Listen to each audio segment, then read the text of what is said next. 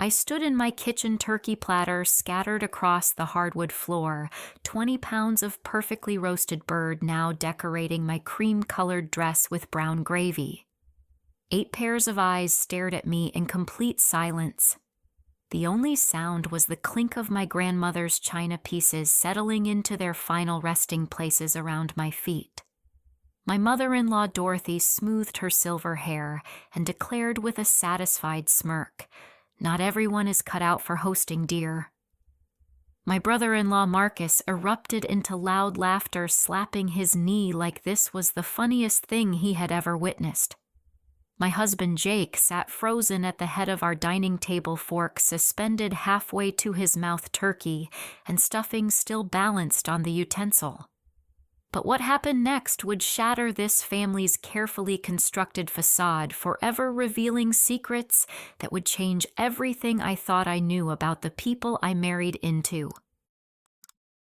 3 weeks earlier, I had volunteered to host Thanksgiving dinner at our suburban Denver home. After 2 years of marriage to Jake, I was still fighting for acceptance from his family. Every holiday gathering felt like an audition. I kept failing, despite my best efforts to blend into their tight-knit circle. Dorothy Patterson had been undermining my confidence since our engagement with comments wrapped in false concern. She would examine my cooking with a critical eye, suggesting improvements to recipes I had perfected years before meeting her son. My career as a marketing coordinator apparently lacked the prestige she expected from someone married to her precious Jake, who worked as an accountant for a local firm. Even my appearance came under scrutiny, with subtle suggestions about hairstyles that might suit my face better, or clothing choices that seemed more appropriate for family events. When I offered to take over hosting duties from Dorothy, who had managed Thanksgiving for 23 years, the entire family reacted with surprise. Angela, Jake's younger sister, raised her eyebrows in concern.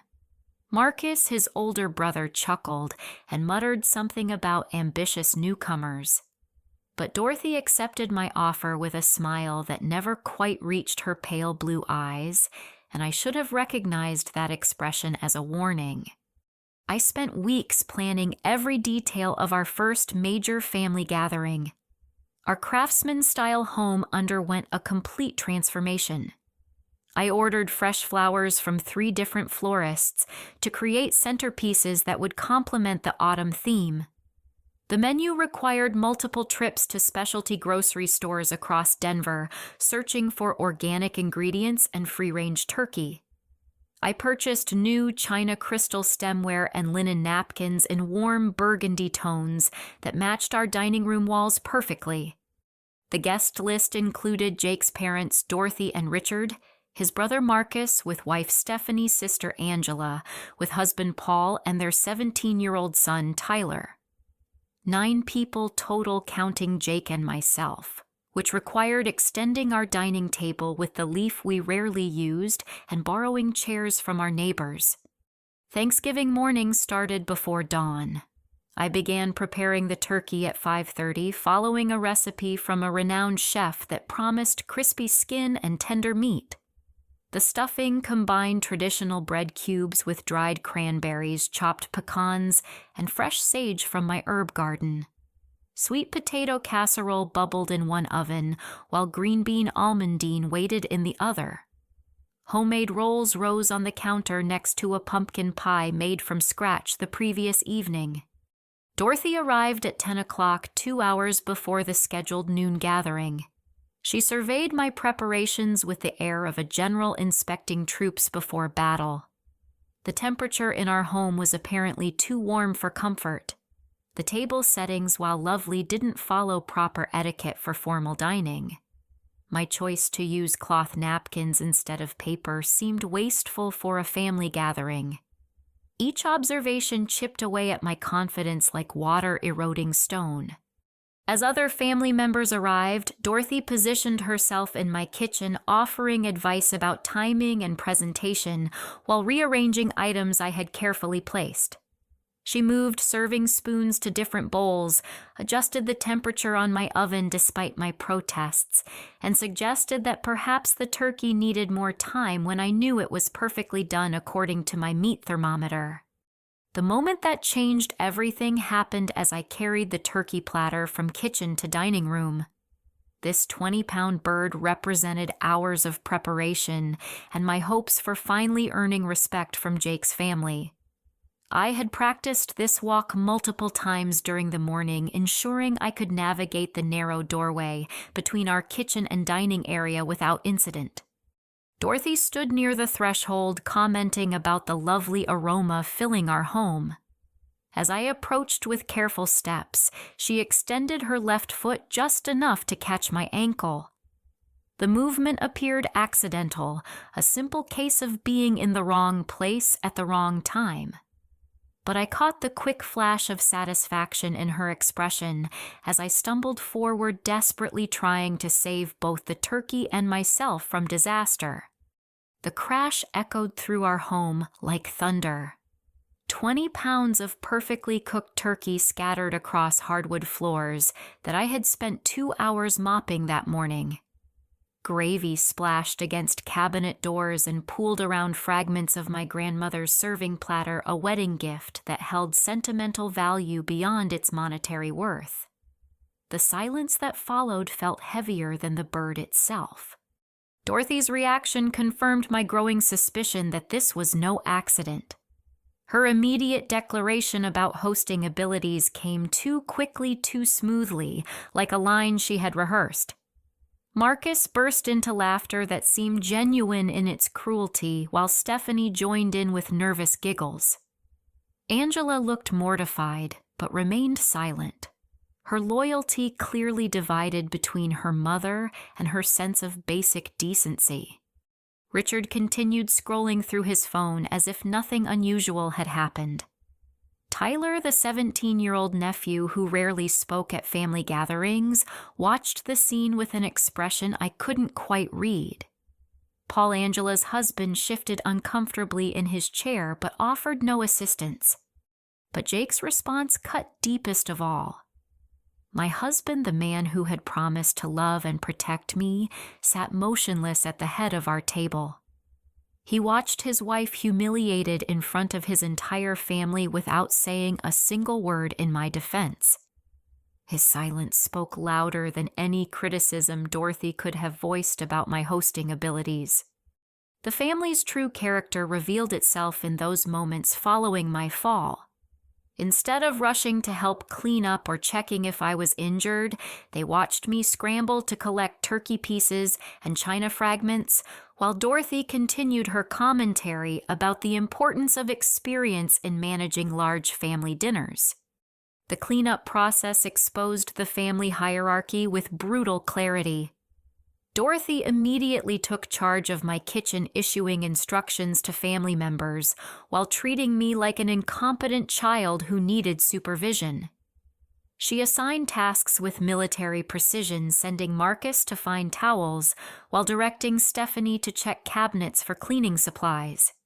Angela attempted to help by gathering larger pieces of turkey, but her mother quickly redirected her attention to resetting the table with different dishes from my cabinets.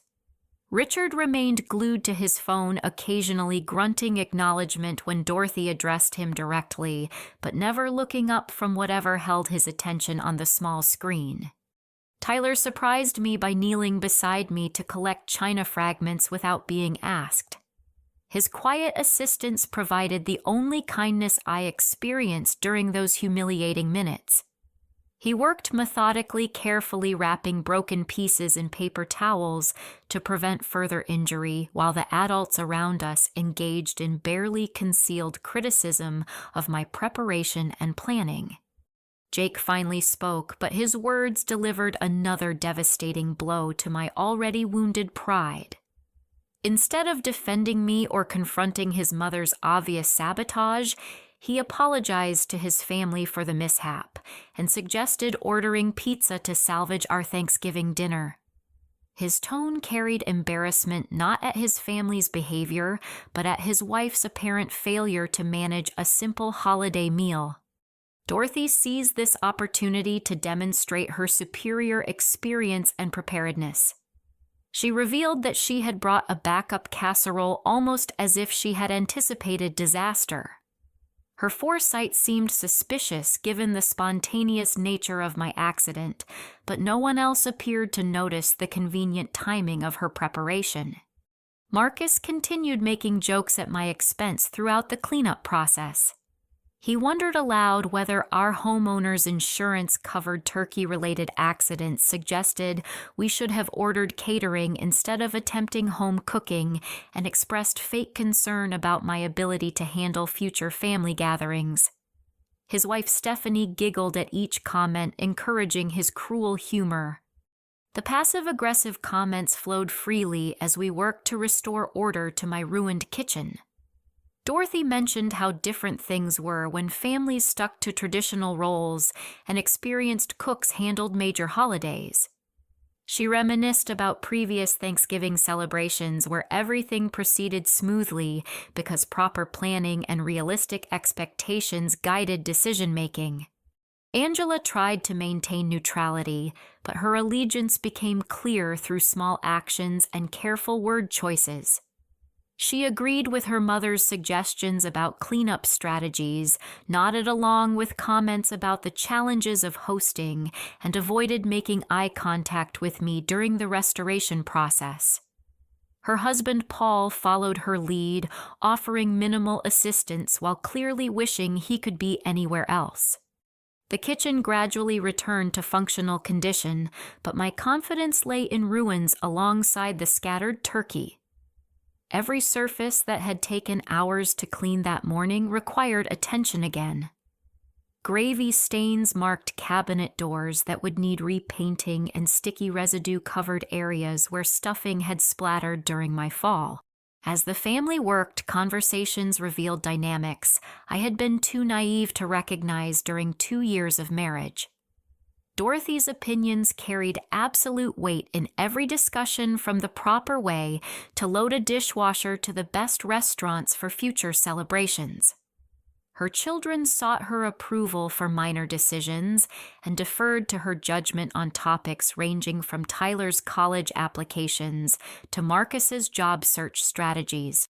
Jake's behavior during this crisis illuminated patterns I had overlooked or excused in smaller situations. He consistently chose family harmony over supporting his wife, prioritizing his mother's feelings over mine, even when her behavior was clearly inappropriate. His apologies focused on maintaining peace rather than addressing the underlying problems causing conflict. When cleanup concluded, Dorothy announced that she would take charge of food preparation going forward, effectively removing me from my role as hostess in my own home. She directed family members to wash hands and gather around our dining table while she finalized arrangements for our salvaged meal. The turkey we eventually ate came from her emergency casserole, not the bird I had spent days planning and hours preparing. I excused myself to the bathroom, claiming I needed to change clothes and wash gravy from my hair. In reality, I needed space to process what had just happened and the family's reaction to my obvious humiliation. The sounds of laughter and conversation drifted from our dining room, confirming that the celebration continued quite successfully without my participation. Standing in my bathroom mirror, I realized that this incident represented more than a simple accident or hosting mishap. The calculated nature of Dorothy's actions, combined with the family's immediate alignment against me, suggested a deeper pattern of manipulation and control that I had been too trusting to recognize earlier in my marriage. But the most devastating realization was that Jake had chosen his family's approval over his wife's dignity, and I was utterly alone in a house full of people who should have been supporting me during one of the most humiliating moments of my adult life. The evening ended with Jake retreating to his home office without discussing what had transpired during dinner. He mumbled something about catching up on paperwork before the weekend, leaving me alone to finish cleaning duties, while our guests departed with enthusiastic thanks for Dorothy's rescue of our Thanksgiving celebration. I sat in my restored kitchen questioning every decision I had made about this marriage and my place within Jake's family structure. The silence felt overwhelming after hours of forced conversation and barely concealed hostility. My grandmother's broken serving platter lay wrapped in newspaper, waiting for garbage pickup that would remove the last physical evidence of my public humiliation. Around 9 o'clock, my phone buzzed with an unexpected text message from Tyler. He asked if he could return to help with additional cleanup, claiming he felt bad about leaving me with so much work. His message surprised me because Tyler rarely initiated contact with adults outside his immediate family, and his offer of assistance seemed genuine rather than obligatory. When he arrived 20 minutes later, Tyler brought a confidence and maturity I hadn't noticed during family gatherings. He surveyed my kitchen with analytical eyes, checking corners and surfaces for missed debris, while commenting on the thoroughness of our earlier efforts. But his real purpose became clear when he asked if we could talk privately about what had happened earlier. Tyler revealed that he had been observing his grandmother's behavior toward me for the past 2 years, documenting incidents that seemed designed to undermine my confidence and position within the family. His awareness shocked me because I had assumed his teenage self-absorption prevented him from noticing adult dynamics and relationship tensions. He showed me a folder on his smartphone containing photographs and audio recordings that painted a disturbing picture of calculated manipulation. Dorothy had been systematically working to isolate me from family acceptance through subtle sabotage and deliberate exclusion from important conversations and decisions. The evidence included recordings of Dorothy speaking to other family members about my shortcomings as a wife and potential mother. She had expressed concerns about my career, questioned my commitment to family values, and planted seeds of doubt about my suitability for Jake throughout our engagement and marriage. Tyler explained that Dorothy had used similar tactics against Jake's previous serious girlfriend, Monica, who dated him for 3 years before their relationship ended abruptly during college. Monica had been a nursing student with excellent grades and a warm personality that initially impressed the family, but Dorothy gradually turned everyone against her through whispered concerns about her background and motivations. The recordings revealed conversations where Dorothy questioned whether I was trying too hard to win family approval, suggesting that my efforts seemed calculated rather than genuine. She had convinced other family members that my enthusiasm for family traditions and gatherings represented manipulation rather than sincere desire to belong. Marcus and Stephanie's financial dependence on Dorothy explained their immediate loyalty during conflicts. Tyler showed me text messages where Dorothy threatened to reduce their monthly assistance if they didn't support her positions during family disagreements. Their mortgage payments and car loans depended on her generosity, making opposition to her wishes financially dangerous. Angela's behavior reflected fear rather than genuine agreement with her mother's treatment of me.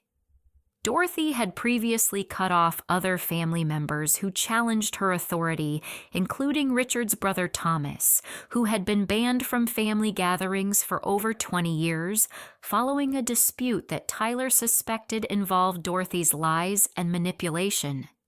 The most shocking revelation concerned Dorothy's research into my personal background. She had discovered details about my father's bankruptcy during my college years, when his small business failed during the economic recession. Dorothy used this information to suggest to family members that I had married Jake for financial security, rather than love painting me as a gold digger despite my successful career and financial independence. Tyler warned me that Dorothy was planning escalated interference in my life. He had overheard phone conversations about next steps and phase 2 of whatever campaign she was conducting against my marriage. The Thanksgiving disaster was apparently just the beginning of a more comprehensive assault on my relationship with Jake and my reputation within their family circle. His offer to help expose Dorothy's manipulation tactics came with warnings about her sophisticated understanding of family psychology and relationship dynamics. She had spent decades perfecting these techniques, having successfully driven away other threatening individuals who challenged her position as family matriarch. Tyler emphasized that any confrontation would need careful planning and substantial evidence to overcome her influence over other family members.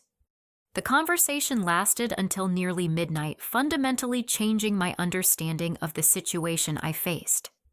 This wasn't about cooking failures or hosting inexperience.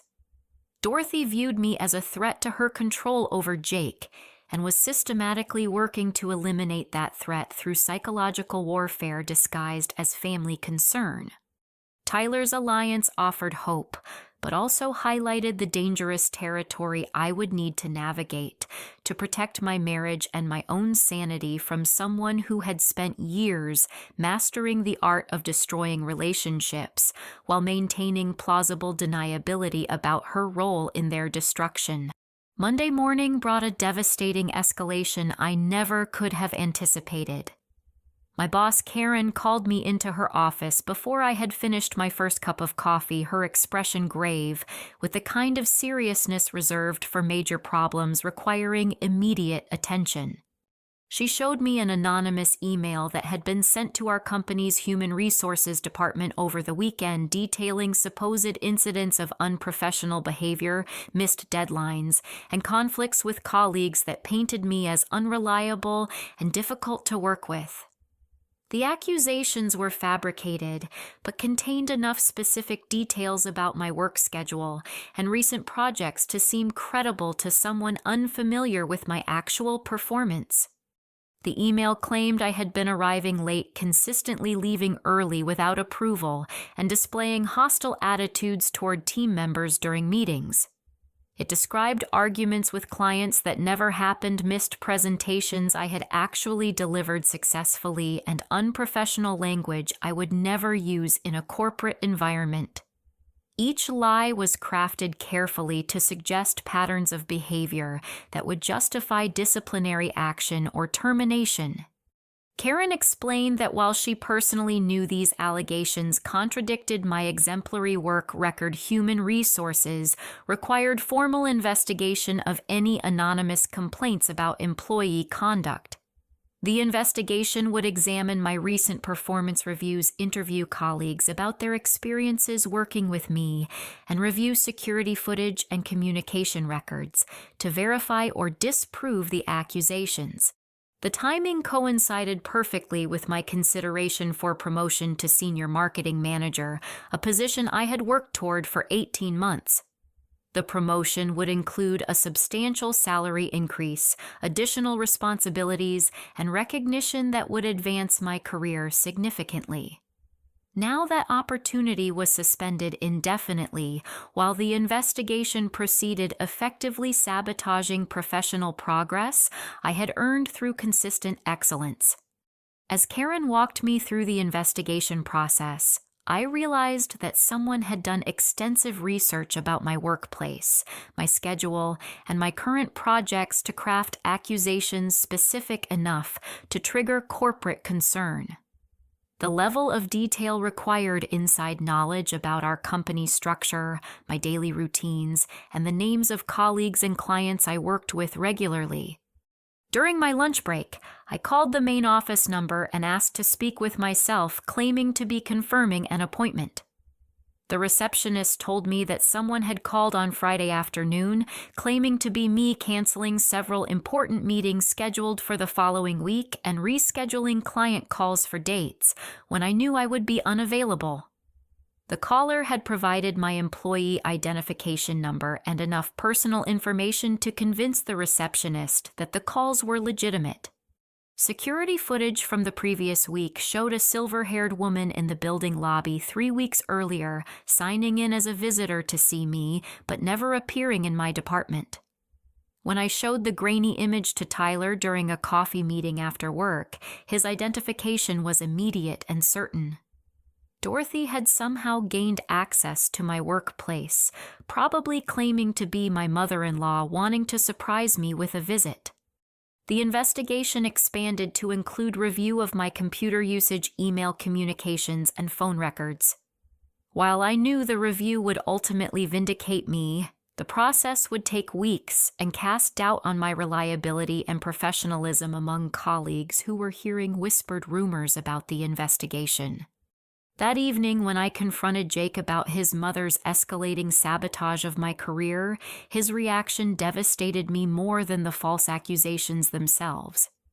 He refused to believe Dorothy would engage in such elaborate deception, accusing me of paranoia and suggesting that workplace stress was causing me to imagine conspiracies where none existed. Jake's defense of his mother included reminders about her respectable reputation in their community, her involvement in church activities, and her decades of stable family relationships. He suggested that perhaps someone at my company had legitimate concerns about my performance and was using anonymous reporting to avoid direct confrontation.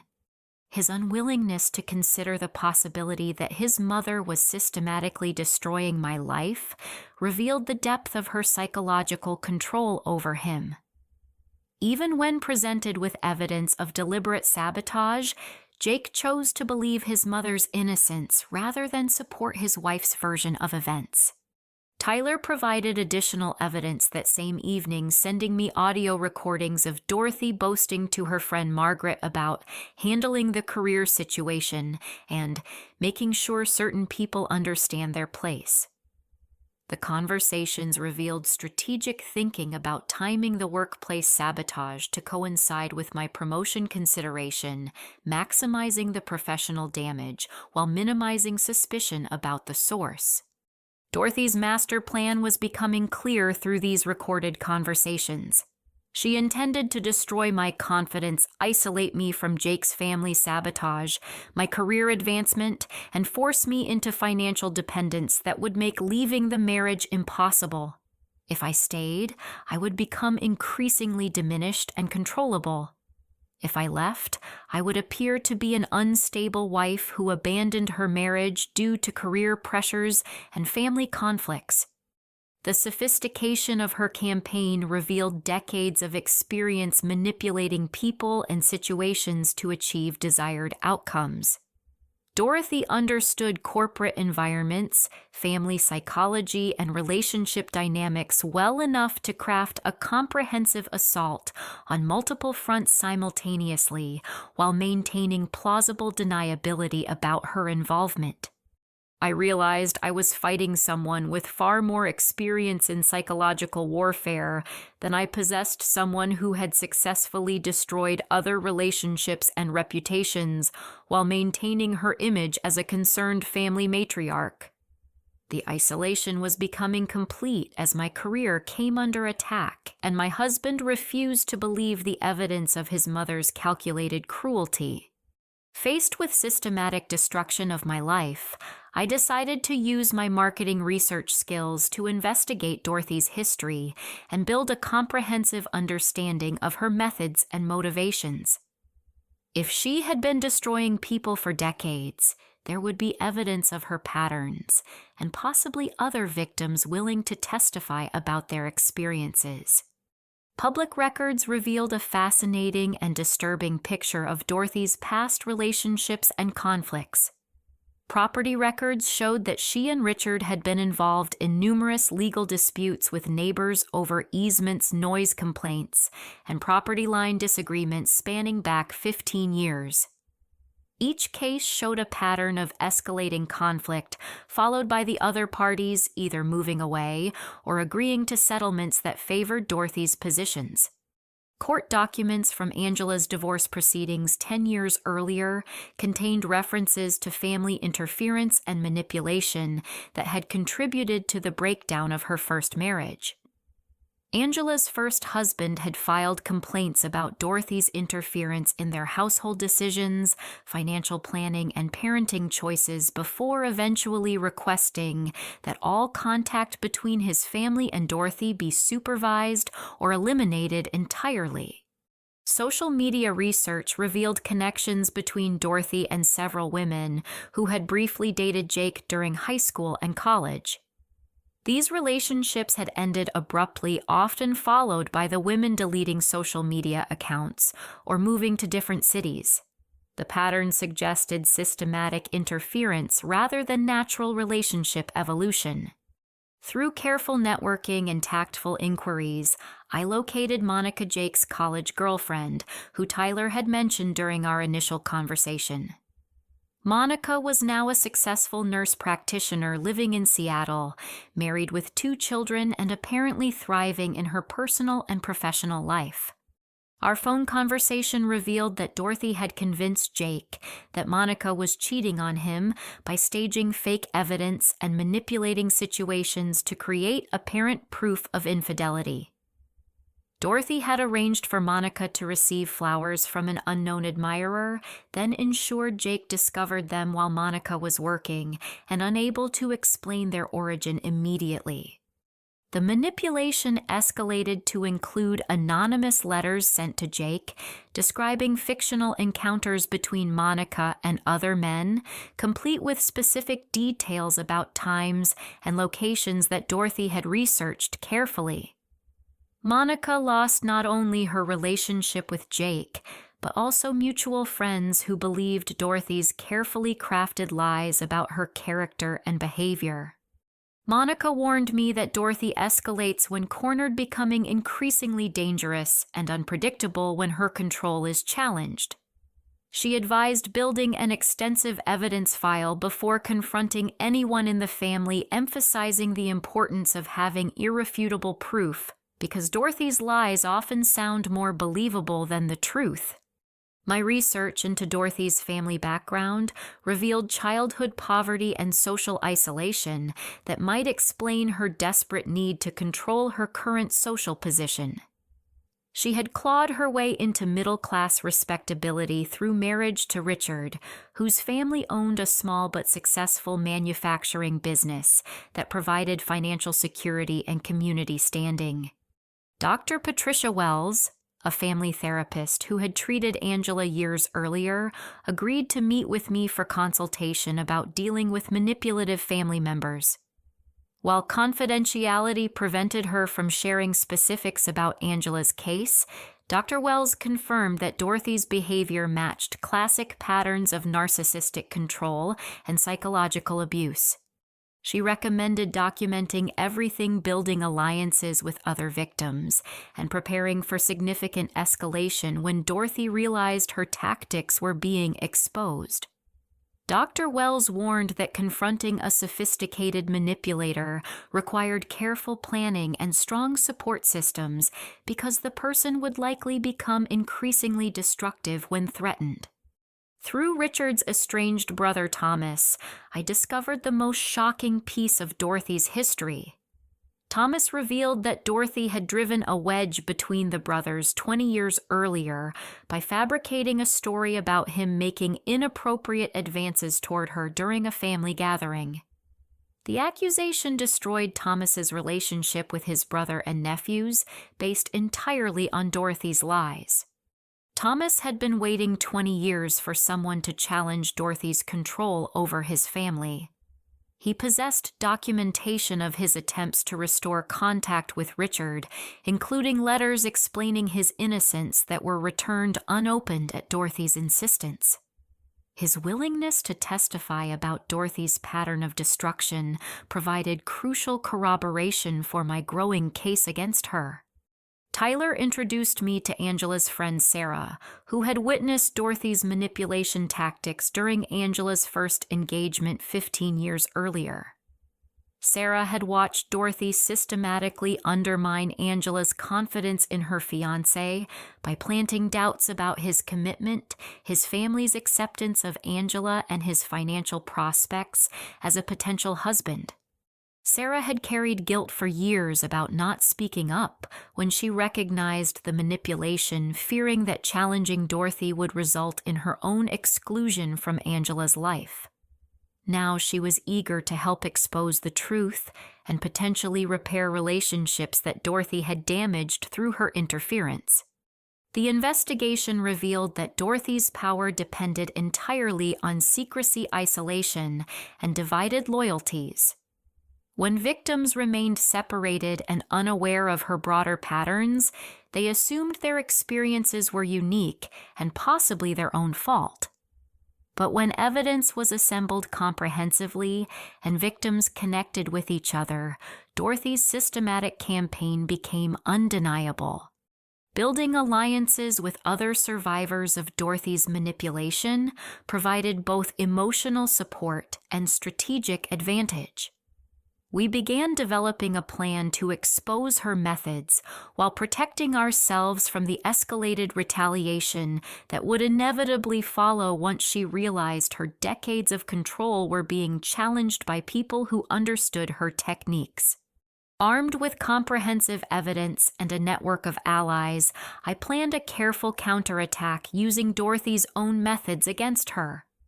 The strategy involved orchestrating a family gathering where her lies would be exposed systematically using recordings, witnesses, and documentation to remove any possibility of denial or deflection. I invited the entire family for a reconciliation dinner at our home, claiming I wanted to apologize for the Thanksgiving disaster and demonstrate my commitment to family harmony. The invitation emphasized my recognition of Dorothy's superior experience and my gratitude for her guidance during difficult moments. Tyler helped me install discrete recording devices throughout our home, positioning them to capture conversations in the living room, dining area, and kitchen where family members typically gathered. We tested the equipment multiple times to ensure clear audio quality and backup recording options in case Dorothy discovered our surveillance. Thomas agreed to arrive early, creating an opportunity for Richard to see his estranged brother unexpectedly and begin questioning the circumstances that had separated them for 2 decades. His presence would immediately destabilize Dorothy's control over family narratives while providing crucial testimony about her historical pattern of manipulation. Monica flew in from Seattle ostensibly for a work conference, but actually to participate in exposing the truth about her relationship's destruction. Her success and stability would contradict Dorothy's characterization of her as unstable and manipulative, while her willingness to testify demonstrated the lasting damage Dorothy's lies had inflicted on innocent people. Dr. Wells positioned herself as my life coach, who was helping me improve family relationships and communication skills. Her professional credentials would lend authority to psychological observations about manipulation tactics while providing expert context for Dorothy's behavior patterns. Sarah attended as Angela's longtime friend who wanted to support family healing and reconciliation. Her presence would seem natural while positioning her to provide crucial testimony about Dorothy's interference in Angela's first engagement when the moment was strategically appropriate. The dinner began with me playing the perfect submissive daughter-in-law role that Dorothy expected and encouraged. I apologized profusely for the Thanksgiving incident, accepted full responsibility for the disaster, and expressed deep gratitude for Dorothy's rescue of our celebration. My performance was designed to make her feel completely secure in her victory and dominance. Dorothy responded predictably, graciously accepting my apology, while making subtle comments about the learning process young wives must experience when integrating into established families. Her confidence grew throughout the cocktail hour as I continued demonstrating appropriate deference to her wisdom and experience. The confrontation began when Thomas asked innocent questions about recent family events, including my Thanksgiving accident. Dorothy eagerly embellished her version of the story, adding details that revealed her satisfaction with my humiliation while portraying herself as the compassionate family member who had saved our celebration. Her increasingly bold statements about my inadequacies as a hostess and wife were being recorded, while witnesses who knew her history listened with growing recognition of familiar patterns. Dorothy's comfort with the audience encouraged her to make statements that would later prove impossible to deny or explain away. Monica's presence initially confused Dorothy, who hadn't expected to encounter someone from Jake's past. When introduced as Jake's former girlfriend who was in town for work, Dorothy's expression revealed concern about potential complications to her narrative control. Monica's obvious success and stability contradicted years of Dorothy's characterization of her as unstable and manipulative. As Monica began sharing memories of her relationship with Jake and its abrupt ending, Dorothy attempted to redirect conversation away from potentially dangerous territory.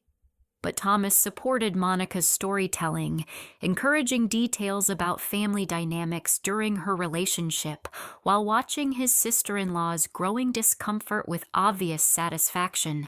The systematic presentation of evidence began with Tyler playing selected recordings of Dorothy's phone conversations, including her admissions of sabotage and her detailed descriptions of her master plan to drive me away from Jake and the family.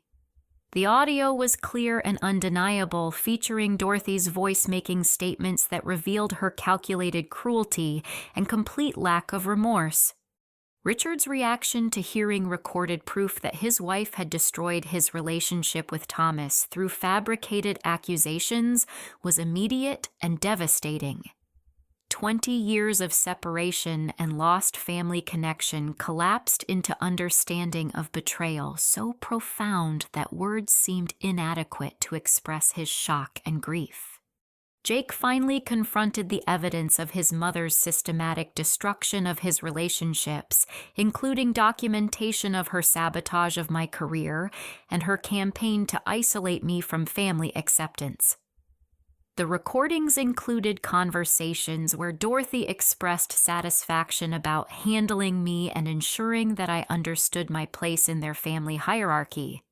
Angela learned the truth about her destroyed first engagement, as Sarah provided detailed testimony about Dorothy's manipulation tactics that had undermined her confidence in her fiancé and convinced her to end a potentially happy relationship. Years of wondering whether she had made the right decision dissolved into understanding that her choices had been manipulated by someone she trusted completely. As evidence mounted and witnesses testified about decades of manipulation and control, Dorothy's carefully maintained mask began cracking under pressure. Her attempts to deny or explain away the recordings failed when multiple people confirmed similar experiences with her interference in their relationships and life decisions. The final confrontation erupted when Dorothy realized that her victims had connected with each other and built a comprehensive case against her methods and motivations. Cornered by undeniable evidence and facing united opposition from people she had systematically abused, her facade of concerned family matriarch completely collapsed. Dorothy's furious tirade revealed her true nature as she launched into vicious attacks on everyone present, making threats about consequences for challenging her authority, while demonstrating the calculated malice that had driven decades of relationship destruction. Her complete lack of remorse confirmed that every cruel action had been deliberate and strategic, rather than accidental or misguided. The aftermath of our strategic confrontation brought swift and comprehensive justice on multiple levels, as Dorothy's victims finally had the evidence and support necessary to hold her accountable for decades of psychological abuse and relationship destruction. Richard moved out of their shared home that very evening, unable to remain under the same roof with someone who had systematically lied to him for over 20 years and destroyed his relationship with his only brother through calculated deception. Within 1 week, he filed for legal separation and began consulting attorneys about divorce proceedings that would protect family assets from someone he now recognized as fundamentally dishonest. The reunion between Richard and Thomas was emotional and healing as two brothers who had lost decades of connection finally understood the manipulation that had separated them. Richard's immediate efforts to rebuild their relationship included extensive apologies and invitations for Thomas to reconnect with nephews and a niece who had grown up believing lies about their uncle's character. Jake's reaction to confronting undeniable evidence of his mother's calculated cruelty represented the most significant personal transformation in our family's healing process. The recordings and testimony forced him to recognize patterns of manipulation that had controlled his entire adult life, including his previous relationships and his treatment of me throughout our marriage. His breakdown was complete and genuine as he realized how thoroughly he had been manipulated into enabling his mother's abuse of people he claimed to love. Jake's immediate commitment to intensive therapy demonstrated his recognition that changing lifelong patterns would require professional help and sustained effort over months or years. The couples therapy we began the following week provided a structured environment for rebuilding trust and communication while addressing the damage Dorothy's interference had inflicted on our marriage. Jake's willingness to examine his role in enabling abuse gave me hope that our relationship could survive and eventually thrive despite the trauma we had experienced. Marcus and Stephanie faced immediate consequences when Richard's separation from Dorothy eliminated their monthly financial assistance, forcing them to confront their own complicity in the psychological abuse they had witnessed and sometimes encouraged. The loss of financial support required them to examine whether their loyalty had been purchased rather than earned. Stephanie's tearful apology acknowledged that she had known Dorothy's behavior was wrong, but had been too financially dependent to risk challenging someone who controlled their mortgage payments and car loans. Her genuine remorse and commitment to making amends provided a foundation for eventually rebuilding our relationship on more honest terms.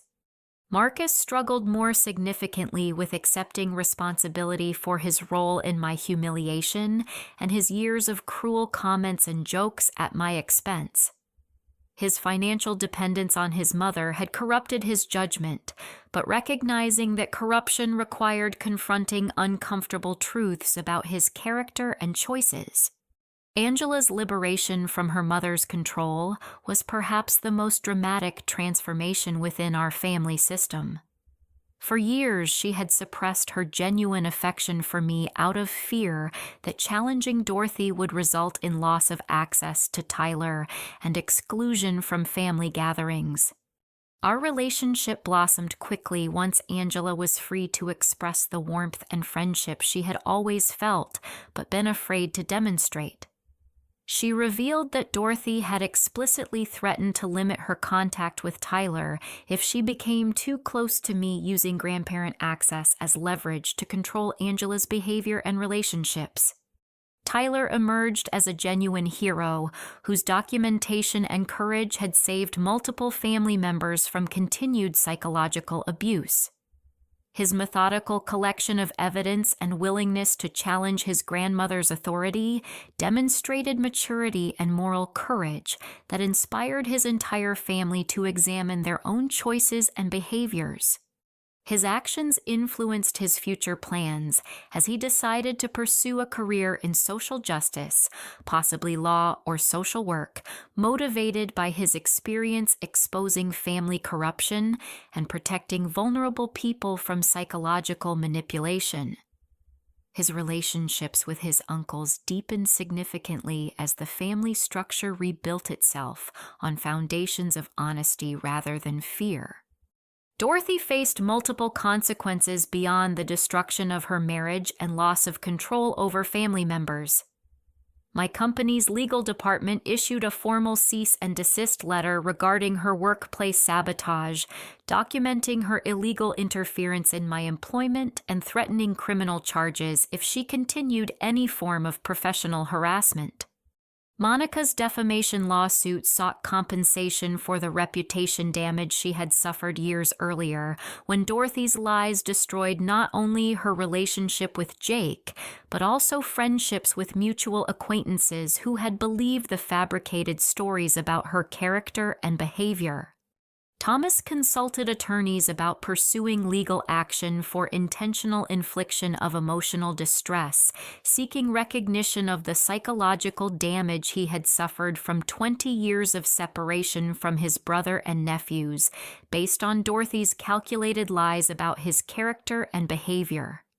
Most importantly for our family's long-term healing, Dorothy lost her position as the central authority figure whose approval or disapproval determined family relationships and decisions. Her power had been built entirely on secrecy manipulation and divided loyalties that collapsed once her victims united and shared their experiences. My career recovered quickly once the false accusations were thoroughly investigated and disproved. The promotion I had earned was restored, along with public recognition for handling workplace harassment with professionalism and dignity. My reputation was enhanced rather than damaged by the experience of standing up for myself against sophisticated manipulation. The confidence I gained from surviving and ultimately defeating Dorothy's campaign of psychological warfare transformed my approach to relationships and professional challenges. I learned that documentation patient strategic planning and alliance building could overcome even the most experienced manipulators when their victims refused to remain isolated and silent. 6 months after our confrontation, we celebrated Easter dinner in our home with a completely transformed family dynamic. Richard and Thomas had rebuilt their brotherhood. Angela and Paul were strengthening their marriage based on truth rather than fear. Tyler was thriving in his senior year while planning college applications, and Monica visited as a genuine friend rather than a threatening reminder of past relationships. Jake had completed months of intensive therapy and was actively supporting his wife while maintaining appropriate boundaries with his mother, who had moved to Florida to live with her sister after their divorce was finalized. The family maintained minimal contact with Dorothy through holiday cards, but respected the protective distance necessary for their continued healing. Dorothy's absence created space for authentic relationships to flourish, based on mutual respect, honest communication, and genuine affection, rather than fear of exclusion or punishment. The family now operated on principles that prioritized truth over harmony and supported vulnerable members rather than silencing them. Tyler often remarked that our confrontation had saved their family by exposing decades of manipulation and control that had prevented genuine relationships from developing. The courage required to challenge someone with Dorothy's experience and ruthlessness had initially seemed impossible, but the results proved that even the most sophisticated psychological abuse could be overcome through careful planning and mutual support. The profound life lesson I learned from this experience was that standing up to bullies, even family members with decades of experience manipulating people, is not only possible, but necessary for maintaining self-respect and healthy relationships. Documentation patient strategic thinking and building alliances with other victims can overcome even the most sophisticated campaigns of psychological warfare. Perhaps most importantly, I discovered that people who seem most powerful and controlling are often the most fragile when their lies and manipulation tactics are exposed to light. Dorothy's decades of control collapsed in a single evening once her victims connected with each other and refused to remain silent about their experiences with her abuse. Our family now thrives on principles of honesty, mutual respect, and direct communication that Dorothy's presence had prevented for decades. We learned to question authority based on fear rather than respect, to support family members who challenge inappropriate behavior, and to prioritize truth even when it creates temporary discomfort or conflict. The transformation was so complete that Tyler frequently observes how different family gatherings feel now that people can express genuine thoughts and feelings without fear of retaliation or exclusion. The energy in our home during celebrations reflects joy and authentic connection rather than tension and performance, designed to avoid triggering someone's anger or disapproval. Looking back on the Thanksgiving disaster that started this journey, I realized that Dorothy's deliberate sabotage ultimately led to her own downfall by forcing me to recognize patterns I had been too trusting to see clearly. Her escalation provided the evidence necessary to expose decades of manipulation and unite her victims in challenging her control. The most satisfying aspect of our victory was not revenge against Dorothy, but the restoration of relationships and the healing of wounds that her interference had created over many years. Families can survive even the most toxic members when truth prevails over manipulation, and victims support each other rather than remaining isolated in shame and confusion. Have you ever experienced a family member who seemed to create conflict wherever they went, making you question your own perceptions and wonder if you were being too sensitive? How did you find the courage to stand up for yourself when it meant challenging someone who seemed to have more power and influence than you did? I would love to hear your stories about overcoming family manipulation and finding your voice in difficult situations. Please like this story if it resonated with your own experiences. Subscribe for more stories about standing up to family bullies and finding justice in difficult relationships. Share this with anyone who might benefit from hearing about successful resistance to psychological manipulation, and comment below with your own experiences or questions about dealing with toxic family members who seem impossible to challenge. Thank you for listening to my story about surviving family psychological warfare and ultimately finding justice through courage documentation and the support of unexpected allies.